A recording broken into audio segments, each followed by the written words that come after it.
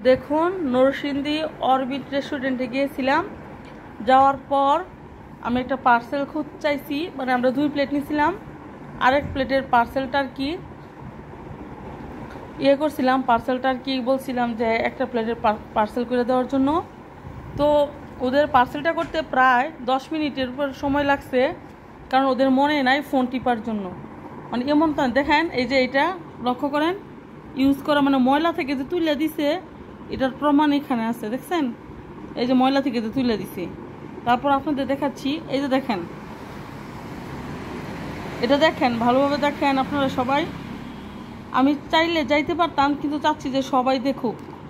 এই যে দেখেন, এটা কিন্তু একটা ইউজ, মানে এটা খাওয়া শেষ। এটা যে ডাস্টবিন থেকে তুলে দিছে এটা এখানে বোঝা যাচ্ছে। তারপর মাংসের পিস কিন্তু এটা ছিল না, হ্যাঁ এটা ছিল না। এটা প্রথমে আমাদেরকে দিছিল, পরে আমরা চেঞ্জ করছিলাম। ওই পিসটাই আবার দিছে, কারণ ওদের মনে নাই। তারপর দেখেন, একটা ডিম ছিল সাথে, ডিমটা পর্যন্ত মানে ওরা এত বেখালি দিতে মন নাই।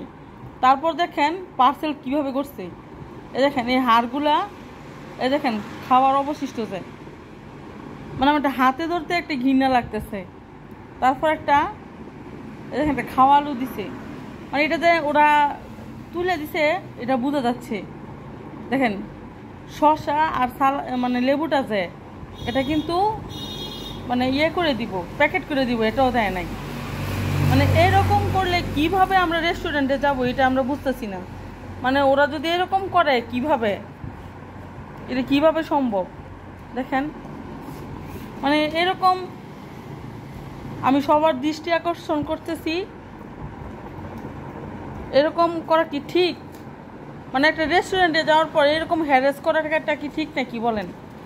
আমরা মাংসের পিস দিলাম একটা, ওরা দিয়ে দিল আরেকটা, হ্যাঁ। তারপরে যে এই যে এটা এটা এটা এটা কোন যুক্তিতে দিল আপনারাই বলেন? এটা কোন যুক্তিতে দিল আমাদেরকে? এটা তো প্লেটে ছিল না, তাহলে এটা কিভাবে আসলো? কিভাবে ওরা এটা দিতে পারলো? এগুলো তো ছিল না, এই যে চর্বিগুলো তো ছিল না।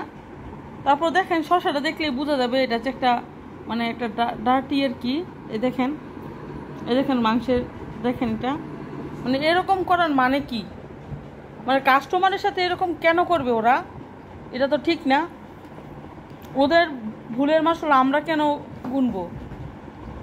আপনারাই বলেন। একটা কাচ্চি বিরিয়ানি আপনারাই দেখেন, একটা পার্সেল করছি আর একটা খাইছি, খাওয়াটা তো এরকম ছিল না। আর আমরা যে প্লেটটা দিছি পার্সেল করার জন্য ওইটাতে এরকম মাংস ছিল না। তাহলে ওরা কিভাবে পারলো এরকম করতে, আমি এটা এখনো বুঝতেছি না।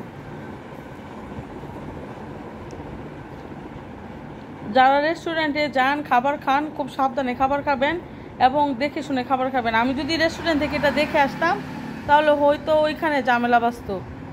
ঠিক আছে,